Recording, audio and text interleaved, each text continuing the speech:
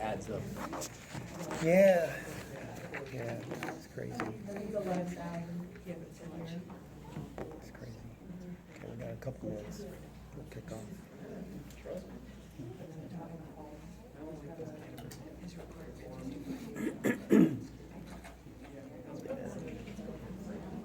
You want to move out the way? We're recording this. Right? Just hey, not in the way. Shit, just kidding. Shane, go right in it the whole time. Hey. Peace.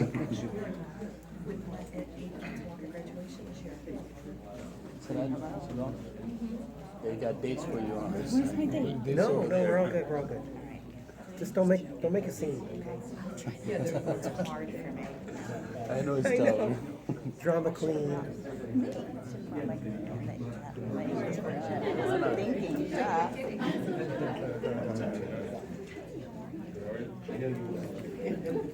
ladies.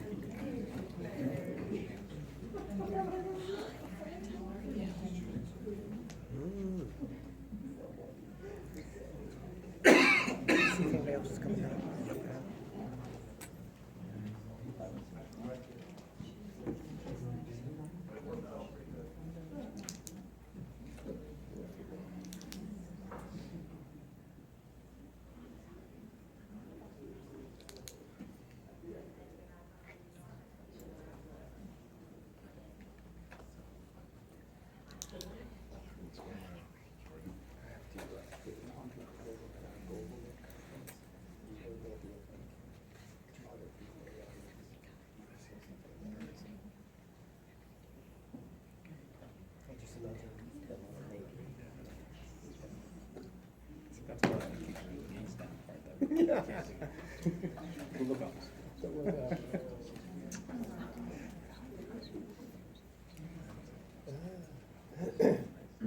Hey.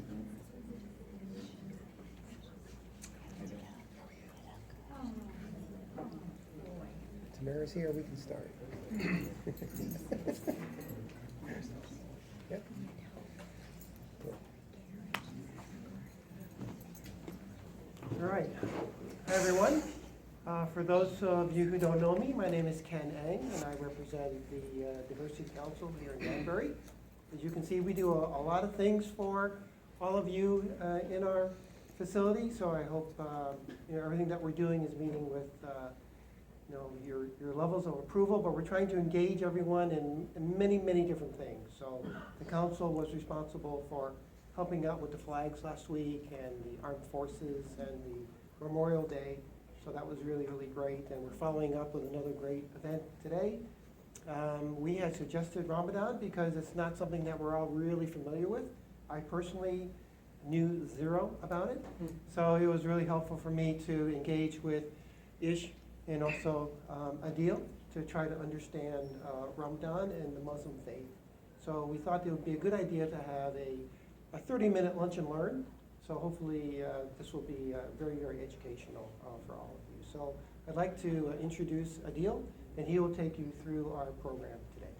Okay, thank you. Thank you.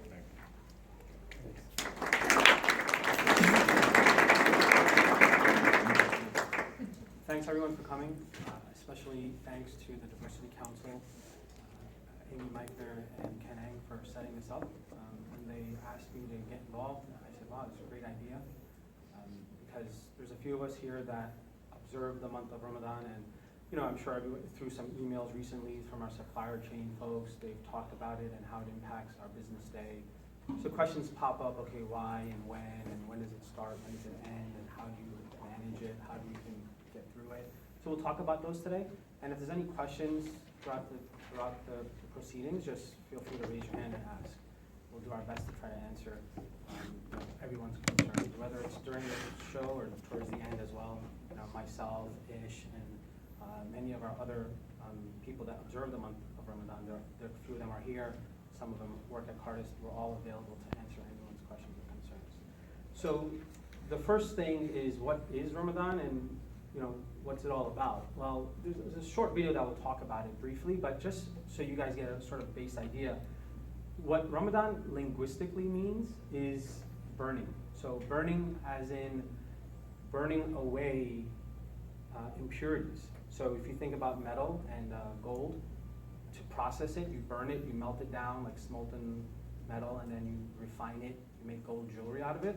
That's what Ramadan really is. So that kind of explains Ramadan. Now to break that down, we're purifying our body through physical practices. So getting rid of our impurities, our bad habits, our bad thoughts, getting rid of them, and doing it every day, physical habits every day, so that after a month of it, we can say, okay, you know what, I can do this more often. So things like smoking and things like drinking, or whatever it is that may be an impurity or something that you don't want in life, this is like a sort of a training camp to get rid of those. And then at the end of the month, you kind of have a party. And usually everyone goes back to the normal way of life, but the idea is you should be able to then do it maybe on a weekend, do it on a particular holiday. So fasting is not just Ramadan. Ramadan is 30 days, which is part of one of the pillars of our religion. But it can be actually done a lot of, any time of the year, in fact. So a lot of us will fast on a Monday or on a Wednesday or on a Friday or on a Sunday. Sometimes we'll fast a couple days in a row. It's a spiritual benefit, which I'll talk about, but it's also a physical benefit. And there's a lot of research in the medical world now about fasting and how it improves your digestive system, how it helps focus the body, digestive system, and just improving your way of life, sort of cleaning out a detox, sort of. So there's a lot of talk of that as well, and we have some documents over there that talk about a Ramadan diet and how to do that. So we'll talk a little bit about that today. But the whole idea as to why we do it, well, it is a pillar of our faith, so it's one of the, you could call it a commandment in our religion. It's prescribed for adults. Children like to imitate their parents, and they'll fast for 2 hours. Or they'll say, well, I'm going to wake up and fast, but then in the morning they have breakfast. So it's fun and games for them, but as you get to become an adult, usually at the age of puberty, then you start doing it. People that are maybe elderly, or they have medication, or they have a specific symptom that they have to control, it's a different situation for them. And we'll talk about how they cope with it and what they do as an alternative. With Ramadan, the focus that we have is sort of an inner focus as well as an external focus. So inner is the physical, where we're not eating, you get hungry, you get tired. But how do we overcome that is our external focus. So patience, just being able to bear it, especially now in the summer, right? Ramadan changes, we'll talk about that. So it's hot, it's 90 degrees. Last weekend was 90 something, right? How do you get through that? How do you work through a day at CARTUS? On the phone all day, your mouth gets dry. I'm just speaking from experience being a consultant, right? Talking to customers, my mouth gets dry. I have to take a little break and just walk around and refocus. Sometimes you get headaches. So that's the physical aspect where you're actually training yourself, because not everyone in the world actually knows, but they're fasting. There's people in the world that we know, CARTUS is heavily involved with charities. We know there's people that don't even have access to the food, and they're fasting even though they don't know it, right? They're fasting because that's the situation they're in. So it kind of gives you that perspective. And then you kind of focus, okay, it's not that bad. In a few hours, I can get through it.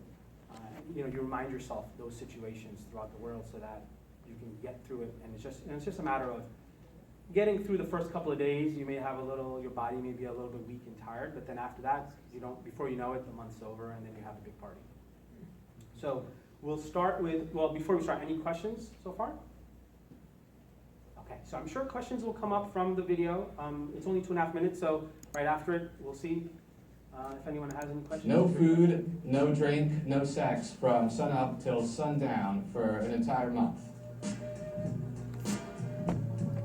Ramadan is the Islamic month of fasting. It's meant to be a month of reflection, prayer, and charity, detachment from worldly affairs, a month of purification. And it's one of the 5 pillars or duties of Islam.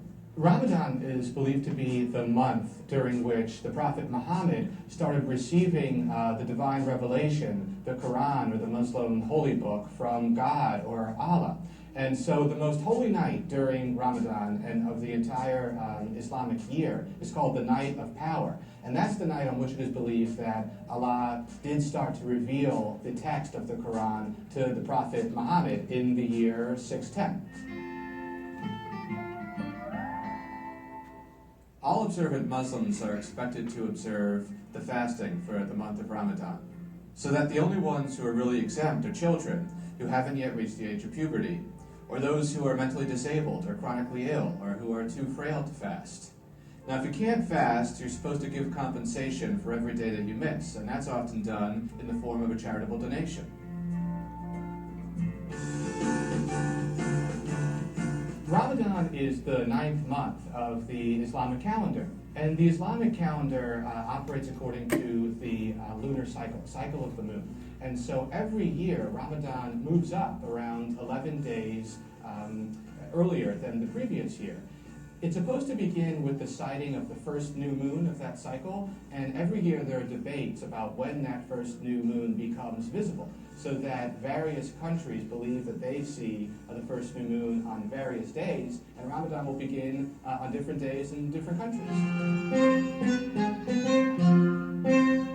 The fast is broken each night with what's called the iftar meal, and it's a meal that's oftentimes a communal or banquet-style meal that's eaten in a mosque. The fast each night is often broken with dates, which is believed to have dated to the time of Muhammad. And every year during Ramadan, the international sale of dates just skyrockets. The month of Ramadan ends with a holiday called Eid al-Fitr. It's often simply referred to just as Eid. And it is the start of the next lunar month after Ramadan. It's a break the fast holiday that's marked by a lot of celebrations and feasting with friends and families. A lot of mosques hold carnivals for a couple of days after Ramadan ends. All right, so any questions from that? We talked about when is Ramadan, we talked about why there's a difference in when it starts. This debt ceiling is about money that has already been spent. I like to use the analogy, it's like going to... So we talked about who's exempt. Let's right? watch that. Briefly, just going to personally how Ramadan affects me. Best Buy and buying a TV, and then deciding later on. Just close that browser. So I was diagnosed with diabetes about 10 years back when I started working at CARTUS, and I was a little like, how do I do this? How will I be able to do this? And it was tough in the first few days, but I worked with my doctor, and they explained, okay, you have to change your medication. Instead of fasting night hours when I'm sleeping, I'm fasting day hours. So it was basically just reversed. So everyone's situation is different. There could be people that have other medication. So there are other categories of being exempt, but the key thing that they mentioned was when you're exempt, you still have to, you have to give charity. So instead of being able to fast yourself, you actually feed a hungry person or a poor person every day. So for every day, you can, usually there's charities involved. In the US, there's many charities that collect these donations. Lump sum payment, daily payment, whatever the case is, and they send those monies to poor countries in the world, like some countries in Africa, some countries in like Southeast Asia, China, and so forth, where they distribute these funds to these families so they can actually buy the goods that they need, the basic staple items.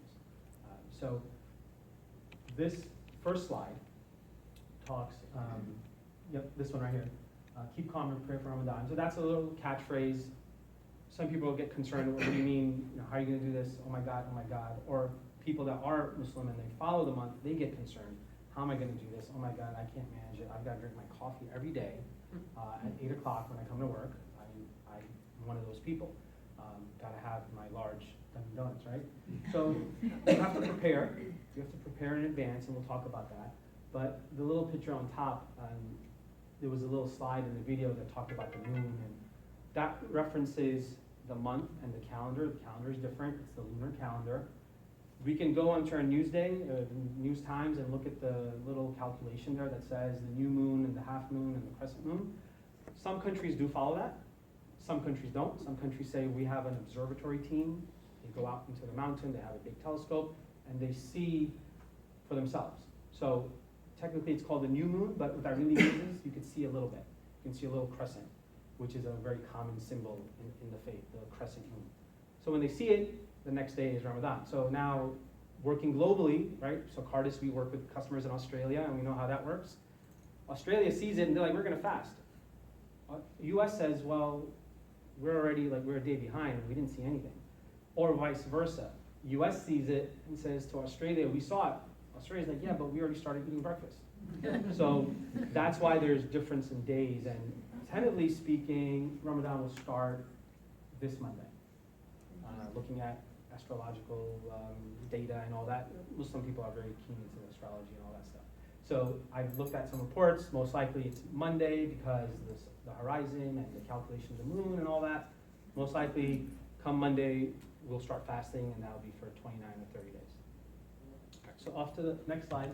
The key point I was mentioning earlier about the charity. Charity does not diminish wealth.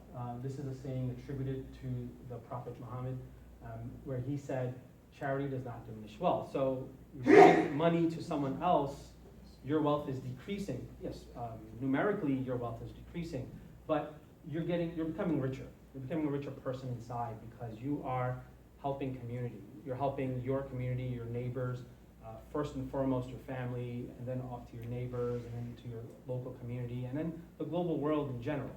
So charity is a huge pillar, one of the pillars of the faith. And in the month of Ramadan, by giving charity, you're being rewarded spiritually. In a religious point of view, you're getting more good deeds, more plus points by doing charity in this month. So you'll see a lot of organizations doing fundraising. They visit the local mosques and they do fundraising for their charities to support whether it's orphans, whether it's refugees, or whatever it may be, people that need food and housing.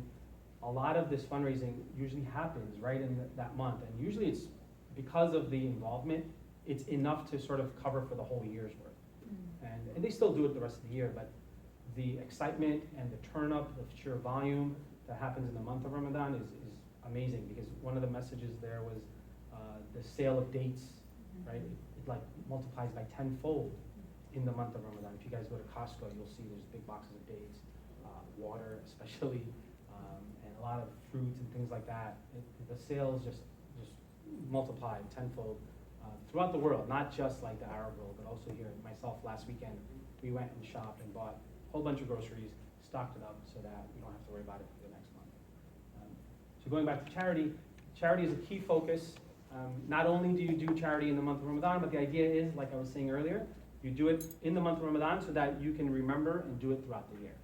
So that's one of the key things. It's a training thing, so you do it throughout the year. The next slide, this is something that you may see going around on social media. It's usually a banner or a poster that is up on the mosque's like wall or the entrance of the mosque as a reminder to people. It's all like don't do's and do do's, right? So the top don't do's are things we don't do in Ramadan. So we don't eat, we don't gossip, we don't backbite, we don't smoke, we don't waste time, useless activities, we don't listen to music because you can get sidetracked from what you really want to do. One thing up there that says lower your gaze, that could be a little confusing. Lower your gaze means, you sort of stay focused and you don't wander your eyes and staring at people and looking at what they're doing and, observing other people's daily lives. You just focus on what you need to do. So a guy shouldn't be just looking around, going places where they shouldn't be and worried about, what everyone's wearing and things like that. The bottom part is the spiritual side. So the top is physical, the bottom is spiritual, where it talks about religious duties that Muslims observe.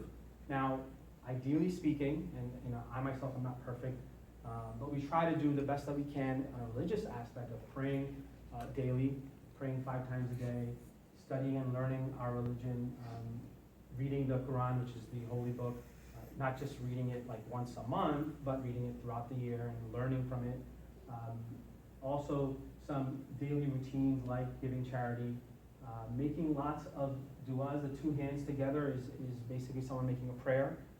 Whether you make a prayer at night, whether you make a prayer in the day, it's the same thing as what you may have seen in the Christian faith, where people make prayer at the bedside.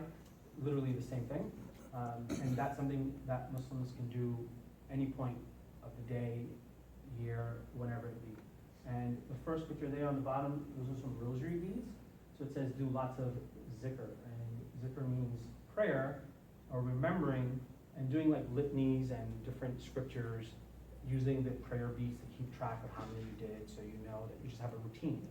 And the idea is when you do it in Ramadan, then you can, and you made yourself, sort of habitual with it, then you can continue to do it the rest of the year.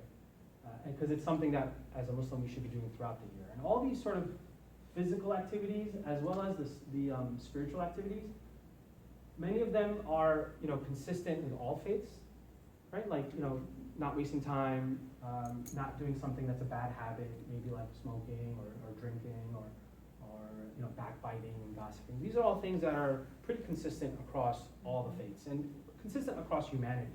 So, as a Muslim, well, we shouldn't be doing it either, but more so in the month of Ramadan, because then what it does is it spoils that spiritual training that you're doing. Yeah, you may be staying hungry all day, but if you're not doing some of these other activities, then you're wasting your hunger, because you won't improve your whole being, your character, your personality. The idea is to improve yourself. And the only way to do that is by doing all these other spiritual and physical activities. We were talking yesterday about the fasting and not eating. How do you get through that? That's the easiest part of the day. That's what I can tell you from my experience. After the first couple of days, it's hot, yeah, you get used to it, but then after that, the easiest part is not eating and not drinking. The harder part is maintaining these other activities. So keeping your cool, when you're talking to your customers, being focused, waking up early to eat, going to bed late because you're visiting the mosque for the evening prayer. So now you're losing sleep, you're sleeping maybe 5-6 hours a night. So keeping up with all these activities is actually the hardest part. Any questions so far? All right, go to the next slide. Okay, so preparing for Ramadan. So this is something that's very important. Many of us don't even think about it. I mean, myself included. We think, okay, I'm not going to eat all day, so then when the time comes, we're just going to basically pig out and have a big feast. And that's, unfortunately, that is what happens in almost all the households.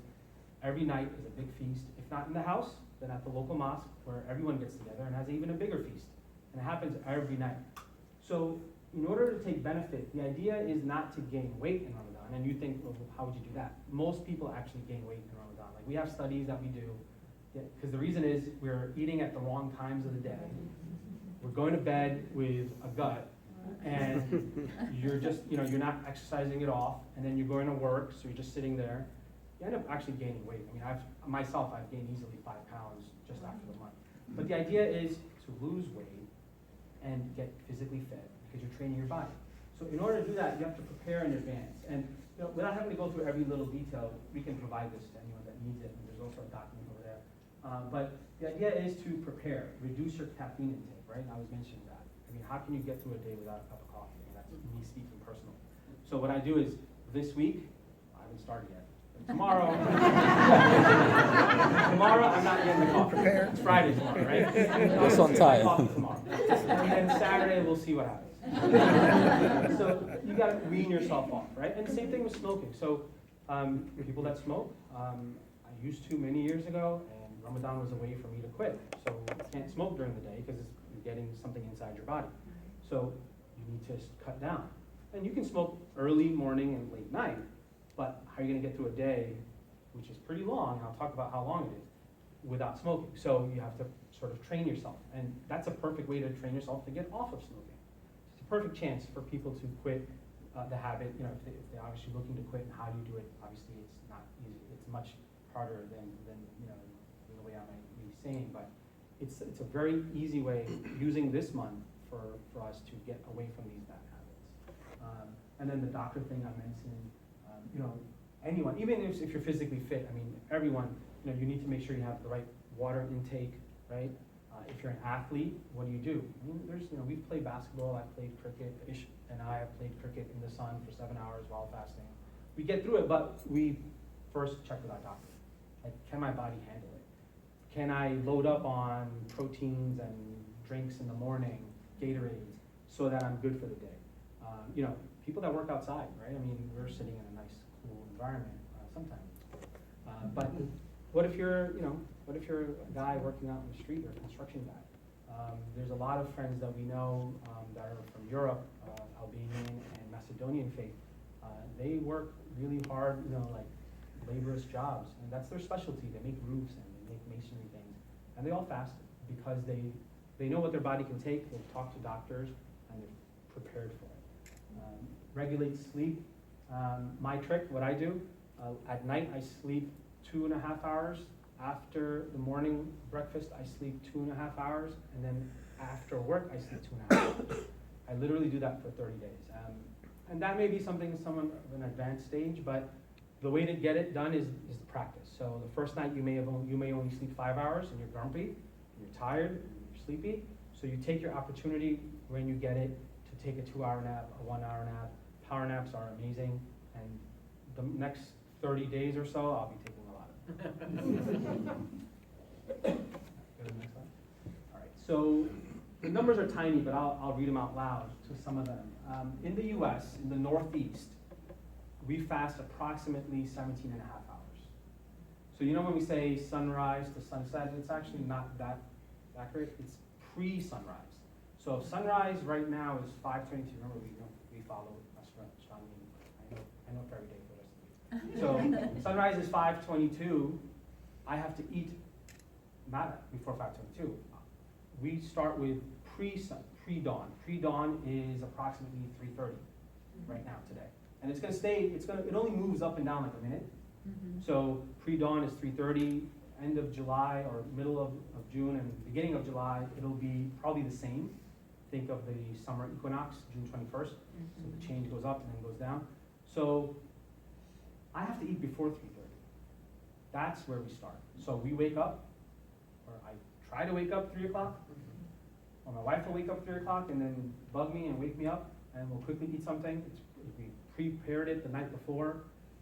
Myself, I'll just be like, I just want pizza or I want something heavy. You have to eat the right type of food so you can last the day. Every now and then you forget to wake up and you're kind of screwed because now you're going to be hungry and you're going to be thirsty. But the idea is you wake up, you eat, you pray, you go back to sleep. Right? Now, that's in the US, Northeast, because I have the facilities to, okay, go back to sleep at 5 or maybe 4:30, wake up for work at 8 o'clock, right? Come to work, go home, and do it all over again. We do it for 30 days. In some parts of the world, over here, Sweden and Iceland, fasting is 21 and 22 hours. You heard me correct? Wow. Yes. So there's only 24 hours in a day. So the whole day they're not eating. And for those small hour and a half or 2 hours that they have to not only eat, but there's a prayer that's kind of long. So you get kind of like nervous about it. Are we going to pray? Are we going to eat? The food is cooking. What's going on? So there's some adjustments that the communities and the local mosques make. Sweden and Iceland, right? If you look at a map, it's very extreme north, right? When you think about Alaska, parts of Canada, 6 months daylight, 6 months sunlight, those issues come into play. So different communities make different concessions. They say, you know what, we're going to follow the north of England. So someone in Iceland, their local community may say, their mosque, their organization may say, this is a little extreme for us. We have, you know, young community members, young people. We'll follow England. England is 19 hours. That's fine. So they do that. So they get a little timetable, astronomical chart thing, and it says, yep, this is the time for every day, and we follow that timetable.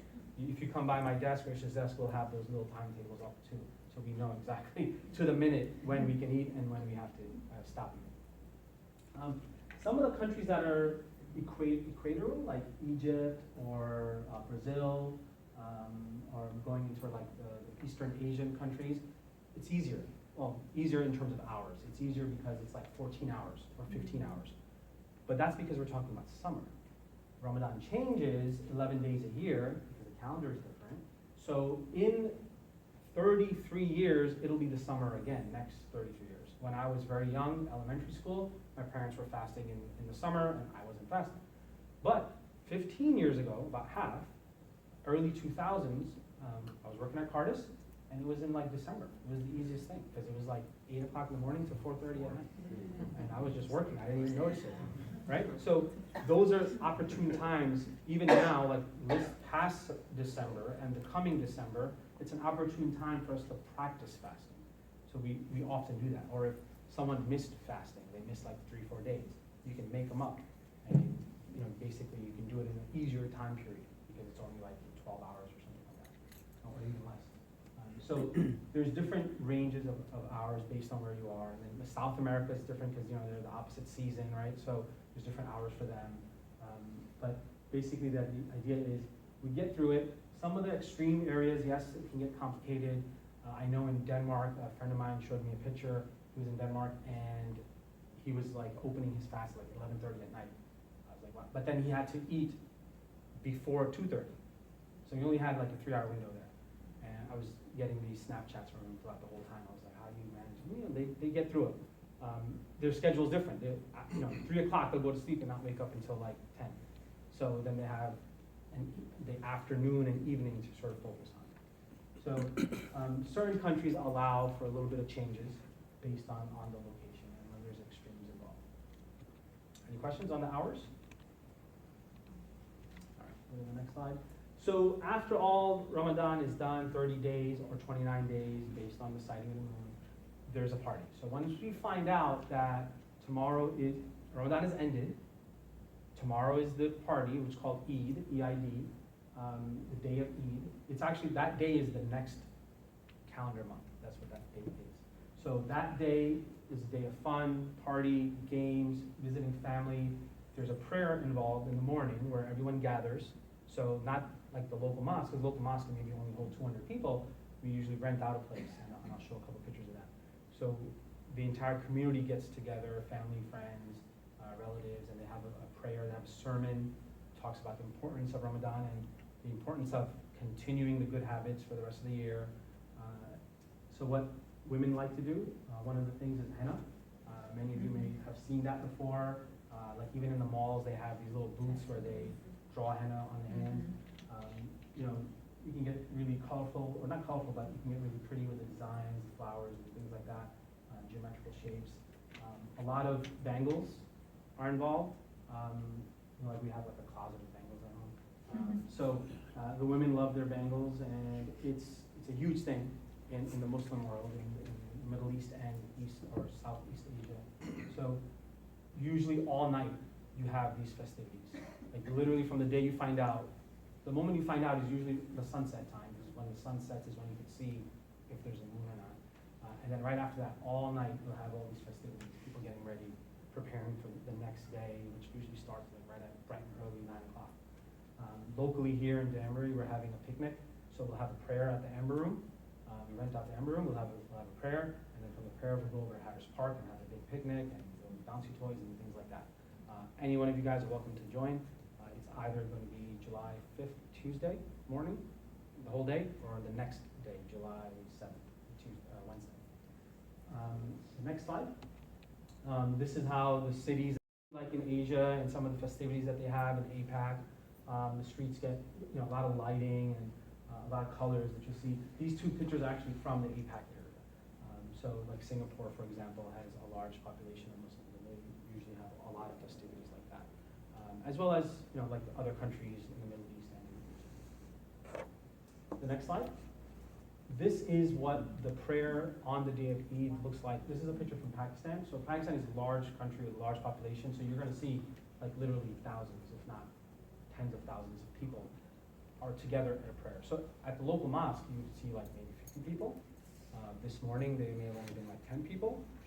But the idea is when it's the ending of the month, everyone gets together, you have a sermon, they meet friends, you see people you haven't seen in years, you see relatives, you see people that live in your area but you never knew they lived here, and you meet them, you hug them, and it's friends and families. Women and children are also involved. This is a courtyard, so the mosque is actually behind that wall, and it goes the other way. I've been there personally, so there's more people inside the mosque than you see here. It's literally probably like 50, 60,000 people in one place. So that's a lot that's in Pakistan. And the next picture will show a street. If you know what RT means, that's a picture from Russia. So in Russia, the mosque is not as large as maybe in like a Pakistan or India. Maybe the mosque can hold like 5,000 people. So what happens in Russia on that day is the entire like boulevard, the entire avenue gets full with people. These are people actually they're praying. So what happens is when the mosque is full, you kind of overflow, right? And everyone stands on the road. And if you've ever seen Muslim people pray, it's an exercise of standing, bowing, and prostrating. So you stand, bow, and prostrate. It takes like 5 minutes. So that's what they're doing. I mean, there's like drone videos out there from Russia, and you can see like the entire city block just surrounded, just people full because there's no room inside the mosque. So on that particular day, the idea is the community gets together. The next one, this is probably you're looking at least 3 million people in that picture. That is the largest mosque in the world. That's in Mecca, where people go for pilgrimage. So this is a picture from nighttime, but what happens is this is in the month of Ramadan. People go because it's a spiritual time. You go there to pray, to offer sacrifices, to offer charity, and this is what happens. I mean, there's probably about 2 million that are in the building, the physical building, and then this area down here is all courtyard, and because it's full, people are in the courtyard also praying. In the court, I mean, it's all like marble and stuff, so they have arrangements for them to pray there as well. And we're getting close to the end, so the last slide here. This is in the U.S. So this is Toyota Park. I think that's in Chicago. I'm not too good with football parks. But Toyota Park, and as you can see, the field is all full. So they're praying, and it's kind of hard to see, but they're all sitting facing that way because we pray towards Mecca, right? So we do the compass thing, trigger out, and then that's what's going on. They're praying, and you can see even there's people probably sitting up on the seats because there was no room there. And that's what happens in the Northeast and in the West. Usually you can get as much as 5,000 to 10,000 people. In Stratford, Connecticut, they rent a indoor soccer place, and it's full, like 5,000 people. In New Jersey, they rent a soccer field, 10,000 people. In Danbury, a smaller community, Amber Room, we get about 800 to 1,000 people for the prayer. So you're meeting friends that you haven't seen in like years, and kids have a great time, and then there's usually toys and games and things like that.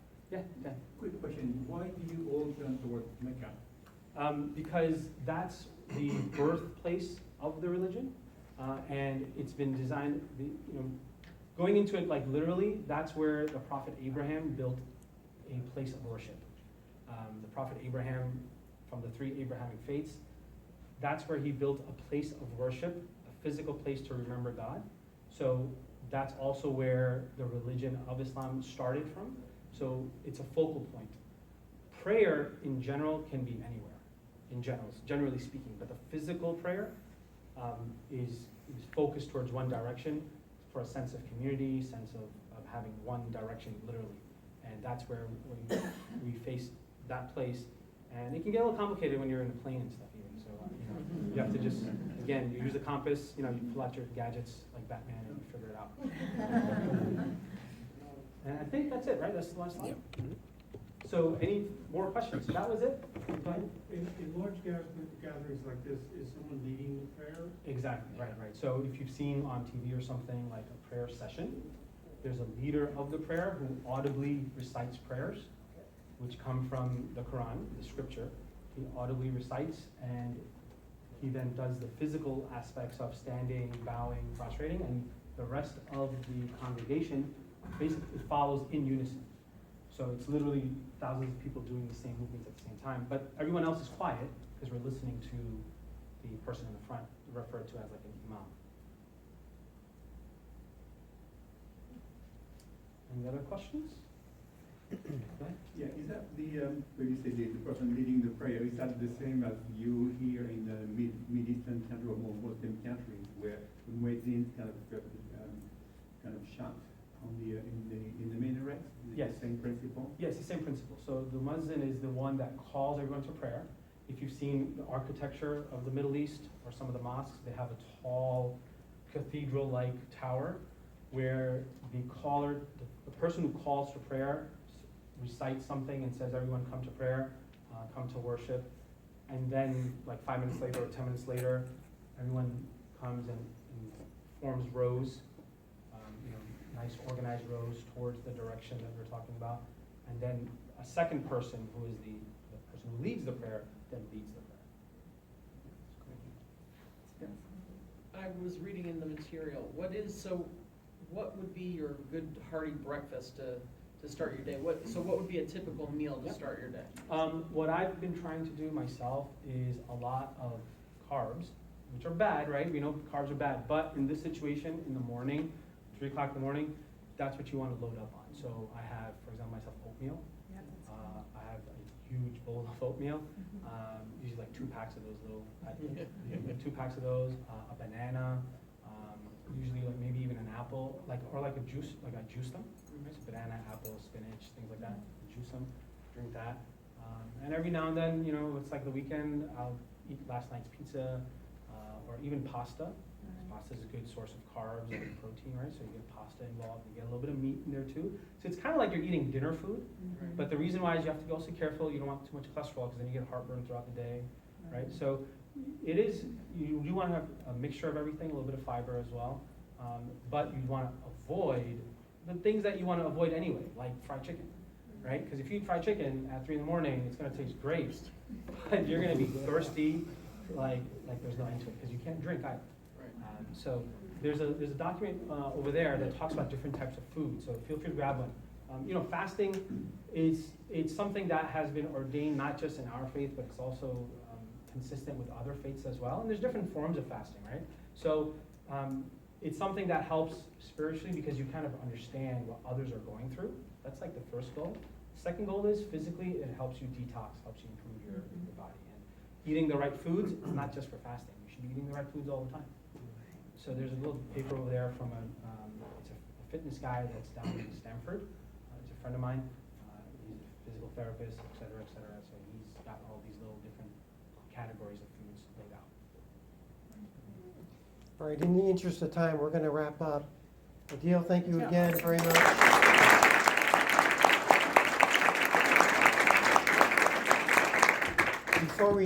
Before we leave, Adil is going to take us through the breaking of the fast. So Yes. we do, if you want to explain everything that we have in the back, and then Yes. we can wrap up. So just a couple more minutes of your time. I appreciate you went a little bit over.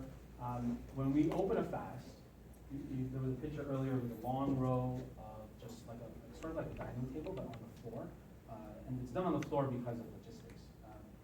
You break your fast usually with something quick, something light, because you don't want to slam your body with like a lot of food when you didn't eat for 12 hours. We'll get a headache. So you eat something that has a little bit of sugar in it, just to get the taste buds going. Then you go to a prayer, and then after that prayer, the idea is you're remembering God, you're thanking God for the fact that you were able to eat and you had food, and then you eat dinner. So the dinner becomes usually a big throwdown, but prior to that, you want to eat something light, have something quick to drink. So the common thing is a date, right, which is a staple diet of the Middle East and also a little bit of Asia. So we've got dates back there in little receptacles. The dates have seeds in them, so don't chow down on the whole thing. The seed you can just throw out there. And then there's a little drink, which is, it's called Ru Afza. Basically, it's water with a red, rosy type of a syrup. So it is, both things are a little sweet for anyone that has to watch out. But you're welcome to have them. Just a small little cup there. And you're welcome to take extras of the dates. The dates, they're really good. They're like nature's candy. I mean, there's all different kinds of dates. I eat like 5 a day, literally. I mean, we buy them all the time. And this is the season now, so everyone's selling them if you go to like the Price Rights and the Costco's. So everyone's welcome to enjoy, have a date on us, and and a little Katie. Get on us.